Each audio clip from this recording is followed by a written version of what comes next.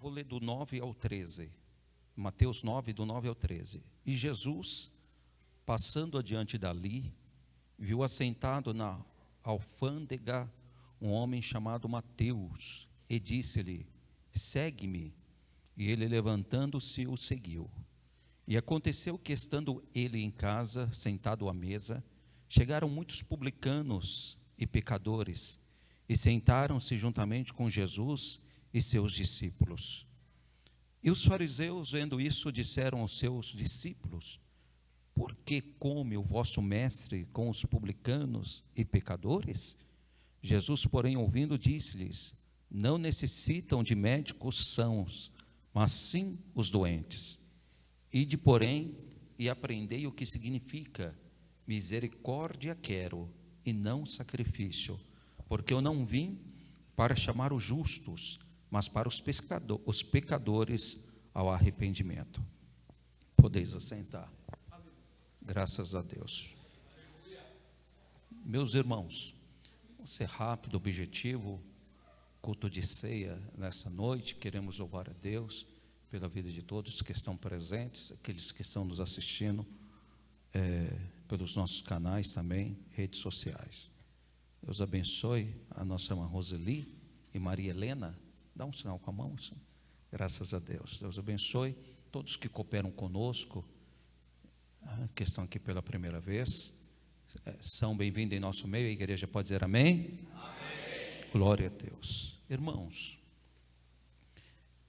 essa palavra, a igreja é uma casa de misericórdia. E misericórdia, ela significa bondade, ter bondade, né, para com o aflito, mostrar-se misericordioso, pessoa para pessoa. Enfim, tem tantas outras significâncias e significados. Mas misericórdia, quando nós olhamos para a Bíblia, nós vamos ver e se deparar com algumas pessoas pedindo a Jesus misericórdia. Pedindo misericórdia. Como o cego Bartimeu, ele um dia, ele não viu Jesus, ele era cego, ele não podia ver. Porém, ele podia ouvir. Ele não podia ver, mas ele podia ouvir. E um dia, aquele alvoroço, e aquele cego então pergunta: quem é que está aí? Quem é? E alguém diz assim: é Jesus. E ele então, ele começa a gritar: Jesus, filho de Davi, tem misericórdia de mim. Ou seja, ele nunca viu Jesus. Ele era cego, ele não podia ver. Ele ouviu falar de Jesus. E quando Jesus estava passando por ali, ele clamou: Jesus, filho de Davi, tem misericórdia de mim. E Jesus foi até ele, curou ele. Misericórdia. A casa de Deus é um lugar para exercermos a misericórdia. A casa de Deus, onde vem muitas vezes pessoas. Olha para você como você chegou aqui.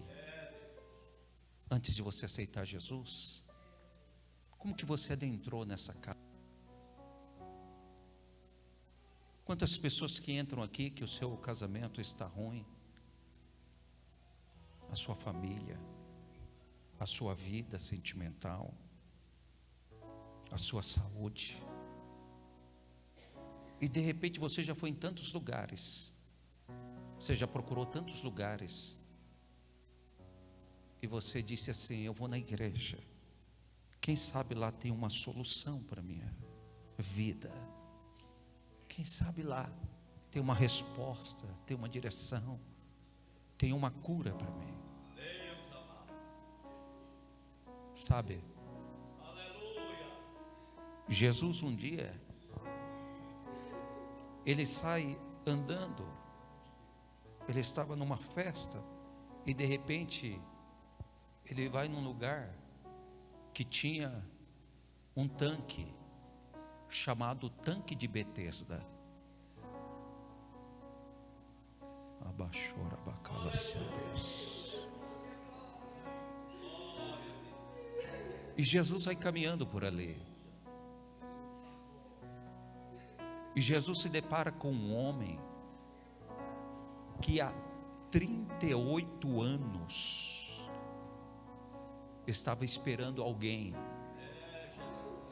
ter misericórdia dele.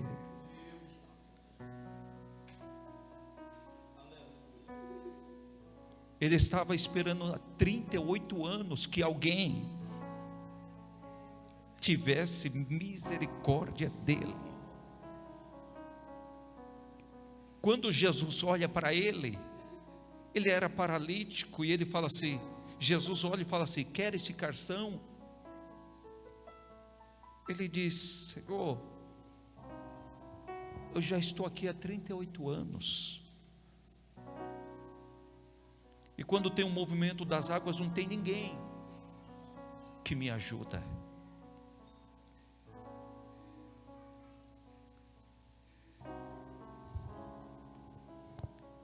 Oito anos não são 38 dias. Quem sabe você vem passando por esse processo, buscando ajuda, e de repente você olha, será que lá na igreja tem ninguém? Será que é o pastor Pereira? Será que é o presbítero Joventino? Será que é fulano? O maior ajudador eu quero te apresentar aqui é Jesus Cristo de Nazaré. Sabe por que muitas pessoas se decepcionam com a igreja? Que elas estão olhando umas para as outras. Eu estou decepcionado com a igreja. Eu estou decepcionado com o pastor. Eu estou decepcionado. Mas quando nós olhar para Jesus e fizer como esse cego, Jesus, oh Jesus, tem misericórdia de mim, Jesus. Quando Jesus foi passando, Jesus olhou para aquele homem, pastor Pereira, e falou assim, queres ficar são? Aquele homem disse, eu estou 38 anos aqui, não tem ninguém que quando as águas se movimentam me levam. Mas Jesus naquele dia, ele estava passeando naquele meio de pessoas que estavam feridas, machucadas, debilitadas, e Jesus então resolve andar no meio delas. Você sente Jesus andando aqui no meio dessas cadeiras, passando por você, olhando para você. O que você tem para pedir para Ele? E aquele homem, ele diz, não tem ninguém. Mas Jesus não estava perguntando quem ele tinha, quem não tinha. Você vê que aquele homem, ele carrega uma frustração, ele carrega dentro dele uma decepção, ele está decepcionado. Eu estou aqui já há tantos anos, não acontece nada. Toda vez que a água movimenta, eu tento ir, vai outro na minha frente, eu não consigo, eu tenho ficado para trás. Preste atenção nessa mensagem. Eu tenho ficado para trás o tempo todo, eu sou esquecido, eu nunca sou lembrado. Eu tenho ficado para trás já há 38 anos esperando, nada acontece. Mas aquele dia era um dia diferente. Hoje é um dia diferente na sua vida. Hoje é um dia diferente na sua vida. Sabe, todos esperavam o movimento das águas para descer, mas naquele dia a água veio até aquele homem. Aleluia, a água é a palavra. Jesus, eu sou a palavra, eu sou a água da vida. Louvado seja o nome do Senhor. Sabe, já vou finalizar, já é 19:12. O apóstolo Paulo, nós temos o registro de 13 cartas atribuídas a ele, ao apóstolo Paulo. 13 cartas, nas quais são Romanos, 1 Coríntios, 2 Coríntios, Gálatas, Efésios, Filipenses, Colossenses, 1 Tessalonicenses, 2 Tessalonicenses, 1 Timóteo, 2 Timóteo, Tito e Filemão. Essas 13 cartas são atribuídas a Paulo. E alguns teólogos tentam atribuir uma outra também, mas ficamos nas 13. E um dia, 40 homens, diga, 40 homens, se reuniram e falaram assim: nós não vamos beber, nós não vamos comer, enquanto nós não matar Paulo. Nós não vamos comer, nós não vamos beber, enquanto nós não matarmos Paulo. E eles fizeram um juramento de não comer, de não beber, enquanto não matassem Paulo.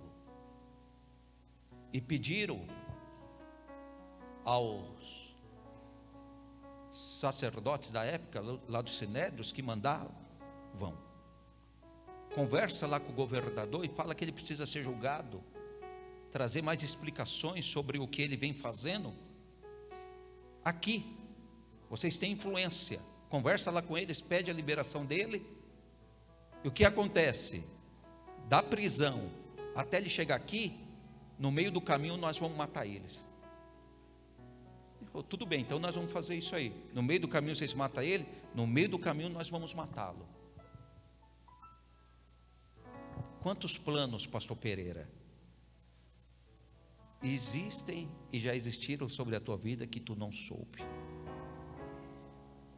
Quantos planos existe contra a tua vida que nós não sabemos, que desconhecemos? Mas o Deus da misericórdia está aqui. O Deus da misericórdia está aqui.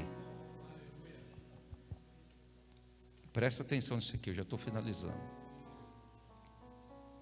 Nós não vamos beber, nós não vamos comer até matar Paulo. Peça para tirar ele da prisão. Daí antes dele chegar aqui, no meio do caminho, a gente mata ele.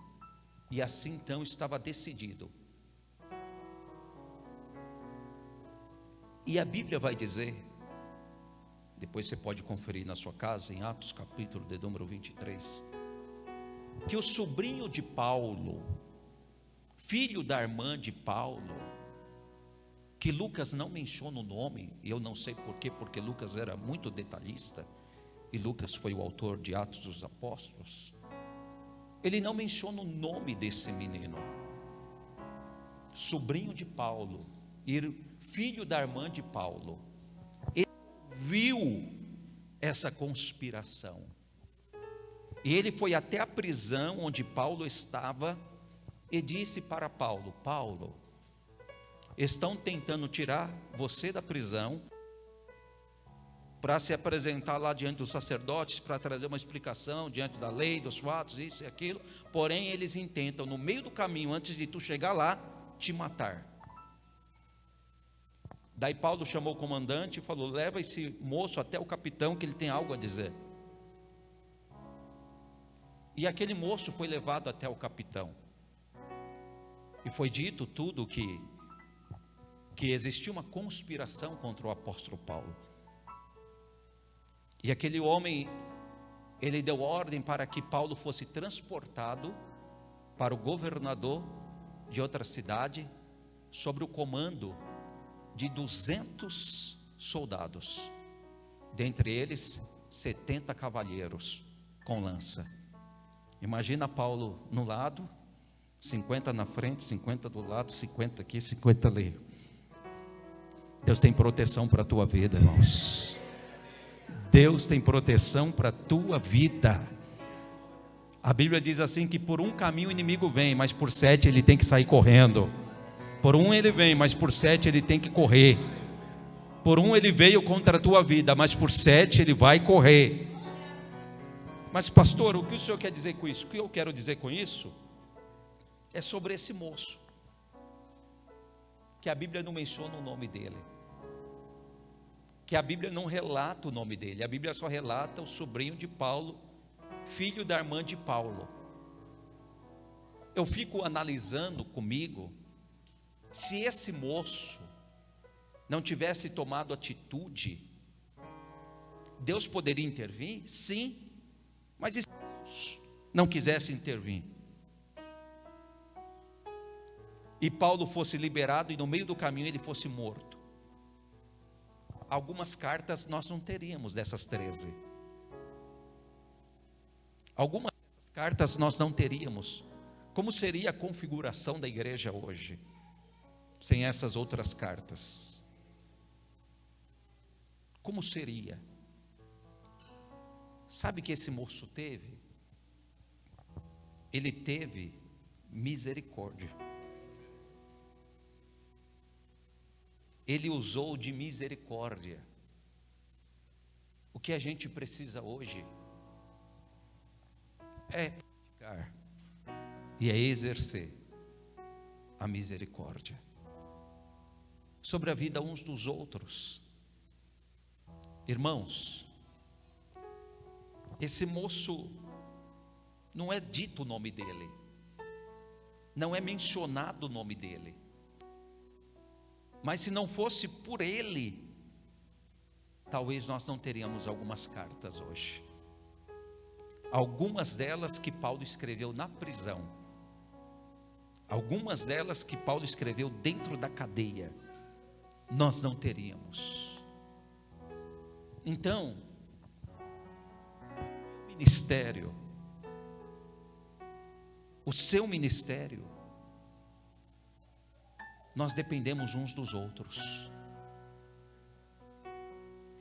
Nós dependemos uns dos outros. Eu preciso do irmão, você precisa de mim. Eu preciso do pastor Daniel, ele precisa de mim. Eu preciso do pastor Pereira, o pastor Pereira precisa do presbítero Israel. Nós precisamos uns dos outros. Nós precisamos uns dos outros. De repente, o teu nome não tem aparecido. De repente, o teu nome não tem sido divulgado. Mas sabe, teve uma pessoa que adotou em oração Billy Graham. Depois você procura o nome dessa pessoa que você vai encontrar. Ela adotou em oração, eu adoto em oração esse pregador, esse moço. Eu vou orar por ele durante toda a minha vida.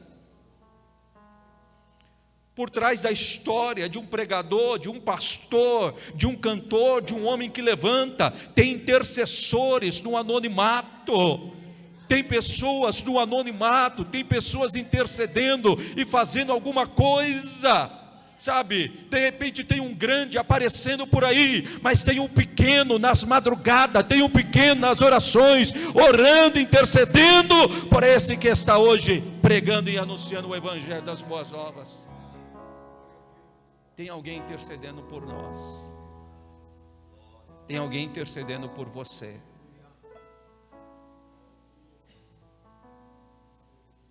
E a Bíblia diz que esse moço, que não é relatado o nome dele, que não é divulgado mais nada dele, ele teve uma atitude para com Paulo. Ele avisou, ele comunicou. Até Jesus, irmãos, quando falaram assim, então vindo o pessoal aí para te matar, Jesus fugiu, sabe por quê? Tinha o tempo certo dele morrer. Não era na hora dos homens, é na hora de Deus, é no tempo de Deus, é no momento de Deus. Então nós temos que entender que o que Deus quer da sua igreja é que nós apliquemos sobre as pessoas, porque Jesus estava sendo questionado Por que ele estava dando atenção a pecadores? Porque Jesus estava misturado com homens pecadores. Porque Jesus estava comendo com homens que, tipo assim, essas pessoas não têm valor. O Senhor não pode estar no meio deles. E Jesus então ele começa a dizer, tipo, quem vai no médico? A pessoa que está boa ou a pessoa que está sentindo algum sintoma? Quer fazer um check-up? Jesus está dizendo, eu não vim para os que já estão curados. Eu vim para aqueles que estão machucados, para aqueles que estão feridos, para aqueles que estão quebrados. Eu vim para restaurar, eu vim para curar, eu vim para deitar azeite. Então eu não sei de que forma você está aqui nesta noite. Eu não sei de que maneira você está aqui nesta noite.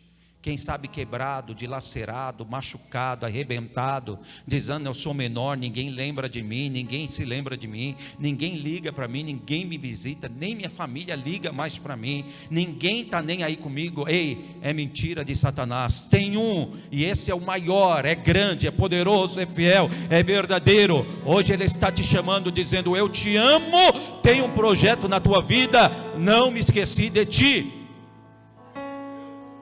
Jesus Cristo de Nazaré, o homem das mãos furadas está passando por aqui. O homem das mãos furadas, aquele que te ama, aquele que cuida, aquele que zela, aquele que levanta, aquele que restaura. Pode ninguém dar valor, pode você ter procurado tantos recursos e tantos meios e não ter encontrado, mas você veio no lugar certo, na hora certa. Jesus olhou para Mateus e falou assim: segue-me, segue-me. Jesus fez apenas uma chamada, uma. Você que está aqui, que ainda não é evangélico, que não se rendeu para Cristo, imagina você como Mateus, e Jesus então ele passa, e olha para você e diz assim: segue-me. Sabe qual foi a decisão de Mateus? Segui-lo. Hoje Jesus te convida: segue-me, segue-me, segue-me, segue a Jesus. Segue ao Mestre. Ele é misericordioso. Ele não nos julga como os homens julgam. Ele não nos vê como os homens nos vê. Ele está com as mãos estendidas para usar conosco de benevolência e de misericórdia. Então a ordem de Jesus foi: misericórdia quero e não sacrifício, porque eu vim para chamar os justos. Eu não vim para chamar os justos, mas os pecadores ao arrependimento. Jesus está te chamando para o arrependimento. Ele está te chamando para viver uma nova vida em Cristo. Uma nova vida renovada, transformada, libertada pelo poder de Deus e pelo poder da palavra. Ele não disse que nós vamos ficar imunes ou isentos de ter aflição, de ter problemas neste mundo, mas Ele garantiu que teremos vitória nas tribulações e dificuldades que passarmos. E eu encerro perguntando: onde está você que nesta noite quer tomar essa decisão? A igreja encurva a cabeça. Onde está você que não é evangélico, ou que está afastado do evangelho, e nesta noite você quer retornar? Imagina Jesus passando por você e dizendo: eu não sei o seu nome, mas Ele dizendo o seu nome e falando: ei, segue-me, segue-me, segue-me, segue-me, segue-me. O que Mateus, ele era um cobrador de imposto. Ele deixou tudo e seguiu Jesus. eu venho como estou, eu venho como estou, porque Jesus por mim morreu, eu venho como estou.